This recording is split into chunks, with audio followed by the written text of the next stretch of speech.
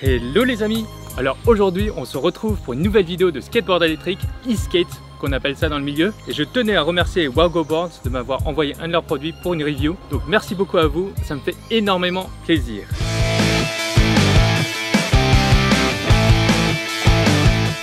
Donc comment la vidéo va se structurer? On va commencer par l'unboxing des familles, après les fonctionnalités et avantages de la board, ensuite la partie des inconvénients et enfin la conclusion. Donc sans plus attendre, l'unboxing des familles.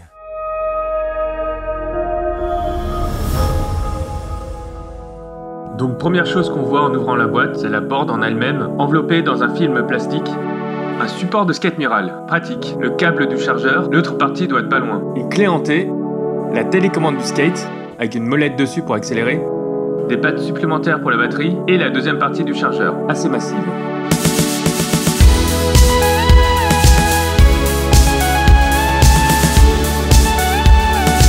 Ok, alors avant qu'on commence à parler fonctionnalités de la board, je vais déjà vous montrer comment on allume la board et comment on l'appareille avec la télécommande, ce qui est quand même très important. Ok, alors tout d'abord, comment on allume la board, c'est facile, il y a un petit bouton juste là qu'on appuie, voilà. Et la télécommande, on a juste appuyé le bouton allumé ici de manière longue, voilà, ça s'allume et c'est directement appareillé. Regardez, hop là. Bon, là on est sur la terre donc ça va pas trop avancer. Je tiens à spoiler un peu la vidéo en disant que cette board est parfaite, enfin quasi parfaite. Vous allez voir pourquoi. Allez, on fait partir la deuxième partie.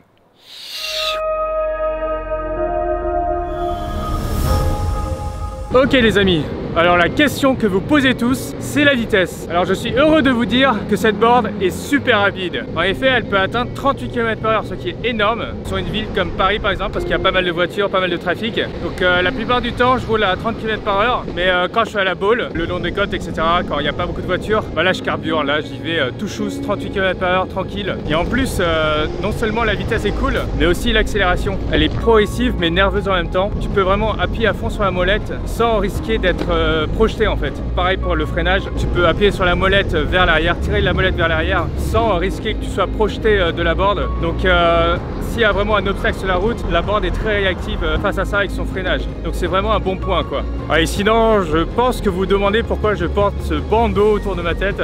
Pour deux raisons. Non seulement il fait chaud là en ce moment et donc du coup ça protégera un peu la sueur qui perlera sur mon front. Et d'autres, c'est pour cacher un peu mon front quand le vent s'élèvera sur ma board. Parce que j'ai une calvitie pas mal dessus. Peut-être qu'un jour je ferai une réimplantation capillaire. Comme mon poteau Tristan de Feuille et Vang. Un jour viendra peut-être. Mais pour l'instant, j'ai pas les moyens. Et pour l'instant, je mets ce bandeau quoi. Ouh. Allez, passons à la suite.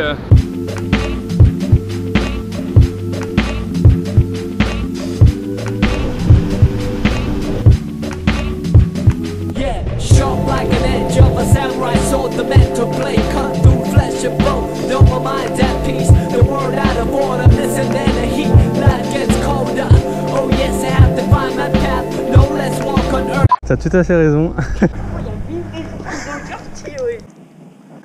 Yes. T'es un mec, puisque tu m'as reconnu, je te donne un bracelet vintage Tran. J'en ai qu'un. Salut.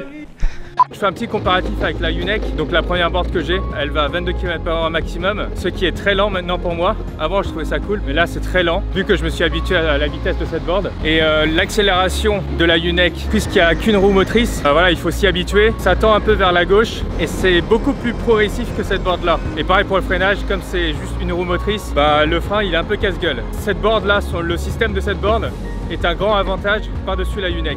Ok, du coup la deuxième question qu'on se pose souvent quand on veut acheter un skate électrique, c'est l'autonomie bien sûr. Alors du coup, j'ai fait un test comme d'habitude à la bowl. Donc avant de vous lancer la vidéo du test d'autonomie, je tiens à préciser quelques faits. Donc moi je pèse 90 kg et j'ai testé l'autonomie sur le mode 3. Donc j'imagine que vous pesez beaucoup moins que moi. Du coup vous aurez beaucoup plus d'autonomie que moi. Après je l'ai testé à la bowl, donc il n'y avait pas trop de relief, donc ça allait. Si je le faisais sur Paris, je pense que j'en aurais moins avec toutes les côtes. Mais voilà, sans plus attendre, voici le test.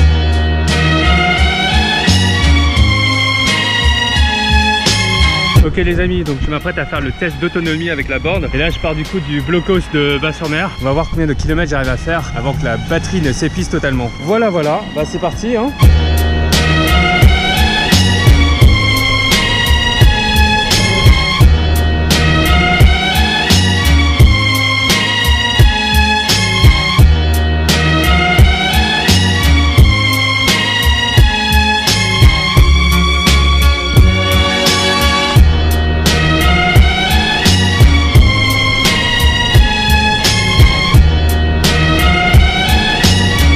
train de faire le review de la borne en fait. J'ai plus de batterie, du coup je suis en train de calculer combien de kilomètres elle a fait quoi. On va continuer comme ça. Ça marche? Allez, ciao ciao. Ok les amis, donc me voici arrêté. Un ride de 16 km de long. Honnêtement, je suis surpris. Je pensais que la borne irait à 14 km. Elle s'est pas épuisé totalement la batterie, elle roulait à 5 km/h, donc c'est pour ça que j'ai arrêté le truc.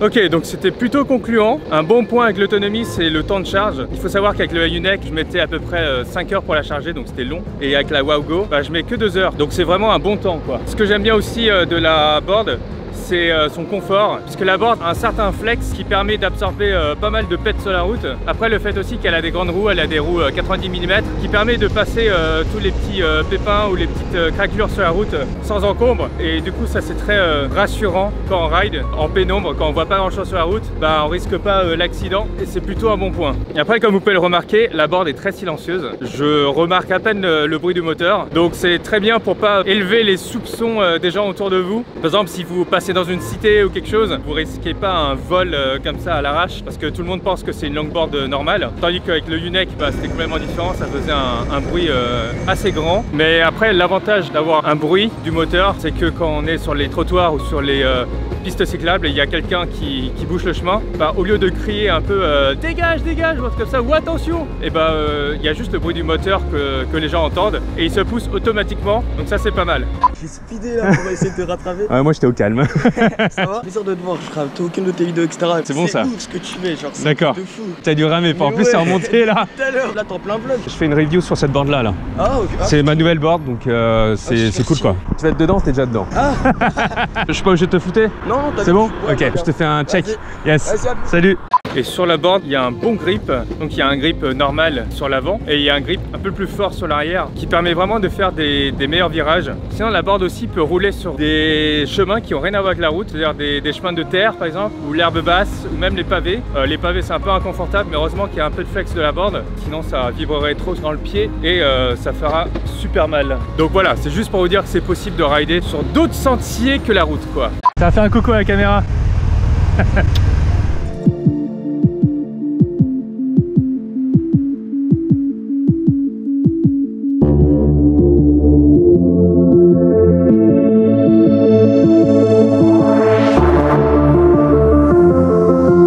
Fais amour avec les caméras, ouais, comme ça, ouais, oh t'es trop belle, ouais, la main dessus, oui, oui, ça c'est bien. Est-ce que la board peut rider sous la pluie? Alors, dans l'annonce, il disait que la board était weather resistant, donc pouvait résister aux intempéries. J'ai du coup essayé la board sous la pluie et effectivement, ça peut résister à une pluie modérée pendant plusieurs kilomètres. Je crois que j'ai dû rider une demi-heure dedans et voilà, ça n'a pas bronché, ça a fonctionné tranquillement. Par contre, je vous déconseille de le faire. J'ai eu le malheur de tomber sur un passage piéton qui était très glissant. Je me suis un peu rétame la gueule. Je vous en dirai plus dans les inconvénients de la board. Et sinon, un des grands avantages de la board, c'est que la télécommande, elle fonctionne très très bien. Il n'y a pas de connexion.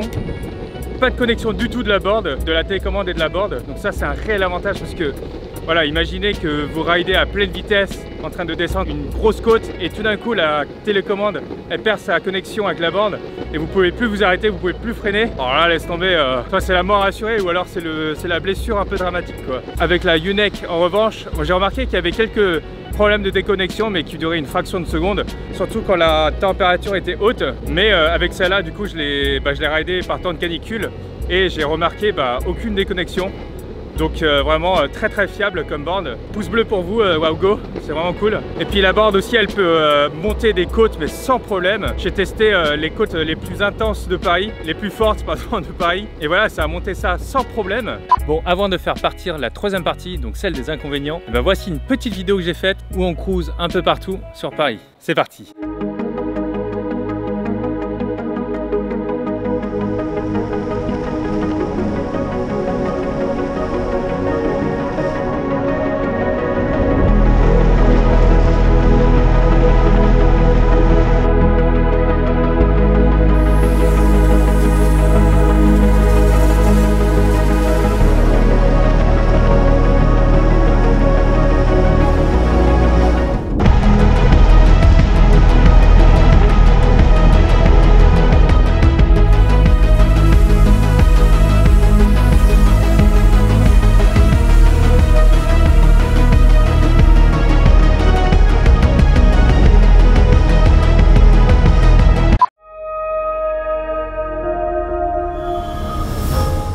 Ok les amis, donc on se retrouve pour la partie inconvénient. Cette board est vraiment sublime, c'est une super board, mais comme tout produit, il existe des défauts. Et sur ce produit, il y a pas mal de défauts, à savoir déjà le freinage, la distance de freinage était un peu longue. Disons qu'au début, quand tu as la vitesse, ça freine rapidement, mais sur la fin du freinage, ça traîne un peu. C'est-à-dire qu'on passe rapidement de 40 km/h, enfin 38 km/h à 3-4 km/h, mais de 4 km/h à 0, là ça prend un temps assez long et du coup quand il y a des feux, quand il y a des obstacles, je me suis surpris à descendre de la board en courant un peu à côté pour freiner la board à côté. Voilà, mais après bien sûr le freinage est vraiment excellent. Après un autre inconvénient avec les roues, c'est qu'il n'y a pas de blocage des roues quand on freine. Sur les feux ou qui sont un peu en côte par exemple, je suis obligé de poser le pied à terre pour être complètement arrêté. Si je me mets sur la board, ça continue d'avancer ou de reculer petit à petit quoi. Pas comme certaines boards où il y a vraiment un blocage des roues. Donc ça c'est un peu dommage. Après un autre truc, je trouve les roues pas assez adhérents sur la route. C'est-à-dire que quand il pleut, alors je vous déconseille bien sûr de rider quand il pleut, mais comme je l'ai testé moi, il y a un moment à la boule où le passage piéton, je vous le disais tout à l'heure, il était complètement lisse. Du coup j'ai roulé dessus et j'ai freiné en même temps et ma board elle a slidé comme ça et je me suis rétamé la gueule, mais d'une force assez violente. Je vous ai posté d'ailleurs toutes les photos sur Instagram. Donc voilà, je tiens quand même à vous rappeler que j'ai un autre réseau, donc Instagram, où je poste pas mal d'exclus photos là-bas que je ne mettrai pas sur YouTube parce que je veux vraiment différencier en contenu les deux plateformes. Et donc voilà, j'avais posté sur ma story tous ces images que je vous floute un peu parce que je ne veux pas faire striker ma vidéo puisqu'il y avait pas mal de sang. Si vous me suivez sur cette plateforme, sur Instagram, vous serez privilégié pour voir tout ce contenu. Un autre inconvénient de la board, mais je pense que c'est un inconvénient qui paraît normal, c'est en fait le poids de la board. Pour la performance qu'elle offre, je trouve que le poids est correct, mais quand on le porte à la longueur de la journée, ça devient un peu lourd puisqu'elle pèse 7,6 kg par rapport à ma Unike qui est à 6,3. Donc à force de la porter en molle grab comme ça devient hyper lourd. Heureusement qu'ils ont prévu cette petite poignée là pour pouvoir la porter de manière plus confortable quand on monte les escaliers. C'est une bonne idée quoi d'avoir mis ça. Ou sinon on peut aussi la porter comme ça. J'ai aussi un autre moyen de la porter qui est vraiment très bien et en plus ça permet de recharger la batterie en même temps puisque la board utilise l'énergie cinétique pour se recharger et c'est ma mère qui a trouvé cette petite astuce. Tu la portes comme un bagage. Donc démonstration. Voilà, je pense que vous avez compris, ça marche hyper bien sur les quais de métro, etc. Par contre, quand il faut aller sur les escaliers, forcément, ça, c'est la petite poignée qu'il faut utiliser. On passe à la suite. Le temps de charge, donc 2 heures, est super bien, mais l'inconvénient que j'ai remarqué, c'est que quand je branche le chargeur, il a tendance à chauffer, à brûler même, ce qui m'a fait un peu peur à un moment. L'André, lui, il a exactement la même board, sauf qu'on lui a donné un chargeur différent qui ne chauffe pas. Donc ça dépend vraiment des chargeurs. Moi, j'ai eu juste la malchance d'être tombé sur celui-là. Mais le chargeur que j'ai eu, elle est fonctionnelle, donc ça, il n'y a pas de souci. Sinon, un autre truc, c'est que on la charge par ce petit port ici, et il y a un clip pour refermer le port de chargement. Je sais pas si je suis con ou quoi, mais moi, j'arrive pas. J'arrive pas du tout à refermer le clip. Enfin, j'y arrive, mais au bout de 2 minutes. L'André, il a aussi le même problème. Bon, il le fait certes un peu plus vite que moi, mais il galère aussi. Donc ouais les gars, là il faut quand même faire quelque chose parce que si moi je me suis habitué à ne plus le clipser, mais du coup quand il y a des intempéries, j'ai peur que de l'eau, de l'humidité rentre dans le port et du coup qui peut endommager la board à moyen terme ou à long terme. Donc là il y a quelque chose à faire dessus. Un autre truc c'est que, et c'est très dommage d'ailleurs pour cette board parce que je pense qu'ils auront pu faire quelque chose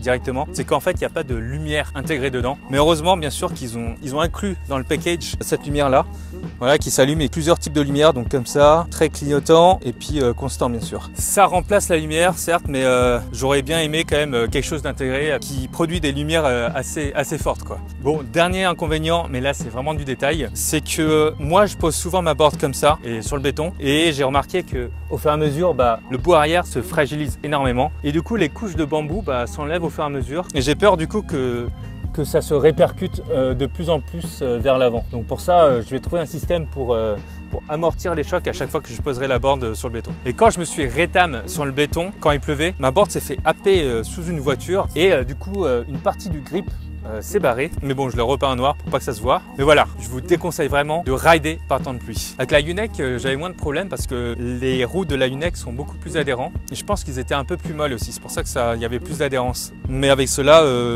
bof quoi. Bon, du coup, on termine la vidéo. La conclusion de la board, c'est quoi? C'est que cette board est vraiment une très bonne board. Moi, je la coterais à 8 sur 10 sur l'échelle de Richter. Non, je déconne, sur l'échelle de Vintage Tran, 8 sur 10 en e-skate. Super board, super confortable pour le ride. J'ai beaucoup apprécié mon temps dessus. J'ai dû rouler à peu près 300 km dessus déjà. Les inconvénients que j'ai trouvés étaient quand même assez minimes par rapport aux avantages qu'elle offrait. Donc je regrette juste que l'autonomie soit un peu faible pour moi, parce que si j'avais une plus grande batterie, bah là j'utiliserais cette board vraiment tous les jours, parce qu'à chaque fois que je voyage avec cette board là, bah, je me retrouve à me balader avec le chargeur, à le recharger dans les Starbucks ou chez les copains, etc. Donc si j'avais la batterie Sanyo, bah ça serait un no-brainer comme on dit, pas de prise de tête quoi. Du coup je pourrais rider ça très longtemps tous les jours. Mais bon, je suis très content quand même de cet achat, mais je ne l'ai pas acheté, de cet envoi. Alors encore une fois, je vous rappelle que je ne suis pas payé pour reviewer cette board. WowGoBoards m'a simplement envoyé le produit, c'est tout. Donc merci encore à WowGoBoards de m'avoir envoyé ce sublime bijou que je compte rider encore très longtemps. Voilà, j'espère que ça vous a plu en tout cas cette review. Si vous avez des questions dessus, n'hésitez pas à les poser en commentaire, j'y répondrai le plus possible. C'est pas la seule vidéo que je vais faire de la WowGoBoards, tellement que je la kiffe. Il y en aura d'autres qui vont venir sur ma chaîne en dehors du parcours. Bien sûr que les rooftops et les parcours resteront la base de ma chaîne. De temps à autre, bah, je vais inclure quand même des vidéos de e-skate. Bon les amis, on se revoit dans la prochaine vidéo et jusque là, ciao ciao les amis.